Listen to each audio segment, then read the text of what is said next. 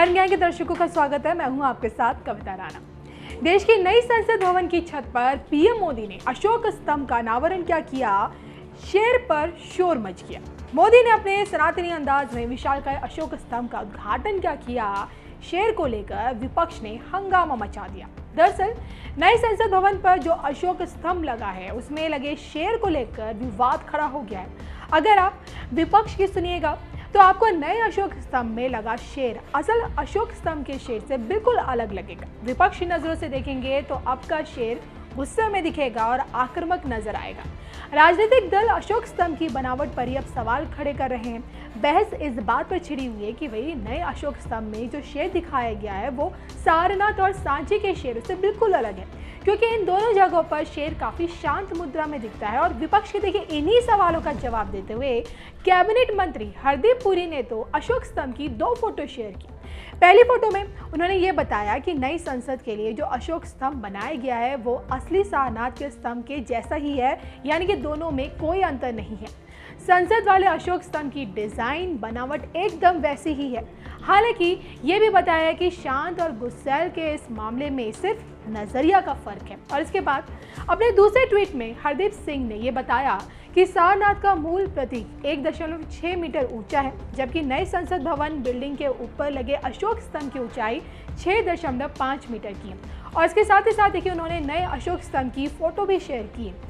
तो देखिए ना, शेर पर शोर मचाने वाले विपक्ष को हरदीप सिंह ने जवाब तो दे दिया, लेकिन इस बीच लद्दाख से बीजेपी सांसद जमयांग ने अशोक स्तंभ की 2 तस्वीरें ट्वीट की, जिसमें उन्होंने शेर के मुंह को बकायदा पॉइंट आउट करते हुए आज के भारत और पुराने भारत के बीच का अंतर बता दिया। कुल मिलाकर देखिए कहानी बस इतनी सी है कि नए अशोक स्तंभ का शेर मोदी विरोधियों को गुस्सैल नजर आ रहा है, जबकि सरकार साफ कर चुकी है कि कहीं कोई फर्क है ही नहीं। वैसे तो देखिए पीएम मोदी की भी अक्सर शेर से तुलना की जाती है। बहरहाल अशोक स्तंभ के जिस शेर पर इस वक्त राजनीति हो रही है उसका आखिर सनातनी धर्म से क्या संबंध है, आइए इस पर भी एक नजर डाल लेते हैं। सनातन धर्म में शेर का क्या महत्व है, इसका अंदाजा आप इसी से लगाइए कि शेर की सवारी के बिना देवी दुर्गा और माता अंबा की कल्पना भी नहीं की जा सकती। दुर्गा शक्ति का दैवीय स्वरूप है। शिव पुराण और देवी पुराण के अनुसार महिषासुर नामक राक्षस से सारे देव परेशान हो गए थे। उसे वरदान प्राप्त था कि कोई नर उसका वध नहीं कर सकता। उस दानव को खत्म करने के लिए भगवान ब्रह्मा, विष्णु और शिव जी के मुख के प्रकाश से देवी दुर्गा का जन्म हुआ और शेर पर सवार होकर ही देवी दुर्गा ने महिषासुर का वध किया। और तभी से शेर को शक्ति का प्रतीक माना जाता है। वैसे तो शेर का संबंध भगवान शिव से भी है। वे वस्त्र की जगह शेर की खाली पहनते हैं। इसकी वजह यह है कि शुरू में शिव नग्न अवस्था में ही रहते थे। एक बार वे किसी वन में पहुंचे और वहां मौजूद ऋषि मुनियों की पत्नियां उन पर मोहित होगी, लेकिन शिव इस बात से बेखबर थे। शिव की असली पहचान से अनजान ऋषि मुनियों ने शिव को खत्म करने का फैसला किया। उन्होंने अपनी विद्या से एक विशाल शेर का निर्माण किया और उसे शिव के रास्ते में एक गड्ढे में छुपा दिया। लेकिन भगवान शिव ने उस शेर को मारकर उसकी खाल को वस्त्र बना लिया और तभी से शेर शिव के शरीर का अभिन्न अंग बन गया। वैसे जंगल के इस राजा को अशोक चक्र में इसलिए भी जगह दी जाती है क्योंकि यहाँ शेर शक्ति, साहस, आत्मविश्वास और गौरव को दर्शाता है। अशोक स्तंभ के जरिए सम्राट अशोक ने भगवान बुद्ध के शांति के संदेशों को पूरी दुनिया में फैलाया था और उन्हें युद्ध और शांति का प्रतीक भी माना जाता है। कहते हैं कि सम्राट अशोक मौर्य वंश के सबसे शक्तिशाली सम्राटों में से एक थे। जब उन्होंने भगवान बुद्ध की राह पर चलना शुरू किया, दुनिया के कोने कोने में बुद्ध के संदेशों को उन्होंने पहुंचाया। अब जो कि विपक्ष सरकार पर अशोक स्तंभ में बदलाव किए जाने का आरोप लगा रही है, लेकिन ऐसे में क्या अशोक स्तंभ के डिजाइन में बदलाव किया जा सकता है? क्या कहता है देश का कानून, ये भी आप जान लीजिए। अब देश का कानून ये कहता है कि भारत जो राष्ट्रीय प्रतीक है वो सारनाथ के लायन कैपिटल ऑफ अशोक से प्रेरणा लेता है और सरकार राष्ट्रीय प्रतीकों की डिजाइन में किसी भी तरह का बदलाव कर सकती है। हालांकि सिर्फ डिजाइन में बदलाव किया जा सकता है, कभी भी पूरे राष्ट्रीय प्रतीक को नहीं बदला जा सकता है। बहरहाल शेर को लेकर विपक्ष ने जो शोर मचाया हुआ है वो कब तक शांत होता है, ये तो देखने वाली बात है। फिलहाल के लिए हम आपको छोड़े जाते हैं 20 फीट ऊंची और 9500 किलो अशोक स्तंभ के अनावरण के साथ।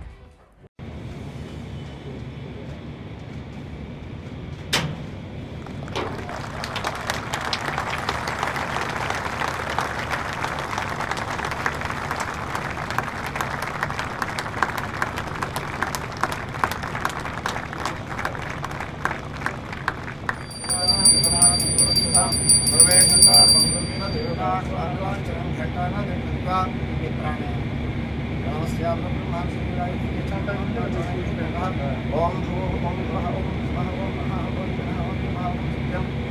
भूर्भुवः स्वः तत्सवितुर्वरेण्यं भर्गो देवस्य धियो यो नः प्रचोदयात्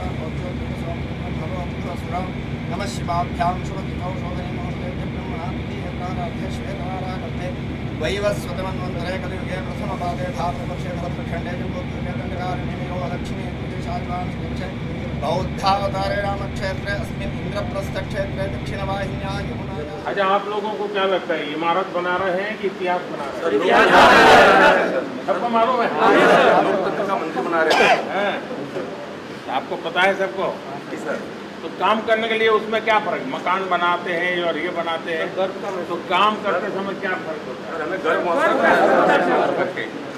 घर वालों को पता था, पूछते होंगे क्या कर रहे हो, कैसा बन रहा है, तो लोग कहते हो यार फोटो तो ले आओ, दिखाओ हमको। हैं ऐसा करते हैं? आपको राशन मिल जाता है क्या? जी सर। वो one ration one nation card है, उस कार्ड से मिल जाता है? जी सर। और क्या आपको लगता है कि हाँ हमें यहाँ आए तो ये मन को अच्छा लगा, ऐसा कौन सा बात बताए? सर बहुत अच्छा लग रहा है, जैसे कि से सबरी माँ को कुटिया में गए थे राम भगवान, वैसे हमारे कुटिया माँ आप आए हैं, बहुत अच्छा लग रहा है सर। वाह वाह, ये तुम्हारा कुटिया, वाह। मंदिर है सर, देश के हर गरीब को भी लगना चाहिए उसका कुटिया है। मंदिर है, बड़ा बढ़िया बात बताया आप। आपके आने से उत्साह बहुत बड़ा है, और भी उत्साह के साथ काम करें। नहीं, उत्साह तो आप लोगों ने हमारा बढ़ा दिया है सर, और बड़ा है कि आप लोगों ने समय पे काम किया है सर। हमें गर्व है इस प्रोजेक्ट पे काम करना सर। तो आप में तो किसी को कोरोना वोरोना की दिक्कत नहीं है? सब नियमों का पालन किया। अच्छा, वैक्सीनेशन हो गया सब? दोनों डोज हो गए? बूस्टर डोज भी हो गए? बड़े जागरूक हो आप। चलिए, मेरी आपको आपके परिवार वालों को बहुत शुभकामनाएं, क्योंकि आप एक प्रकार से सिर्फ ईंट माटी पत्थर का काम नहीं कर रहे, आप देश के गौरव को एक बहुत बड़ी भेंट सौगात देने वाले हैं। जी सर, बड़ा मैंने आपको गर्व होना चाहिए। जी सर, चलिए बहुत शुभकामनाएं, आपकी मेहनत रंग लाएगी।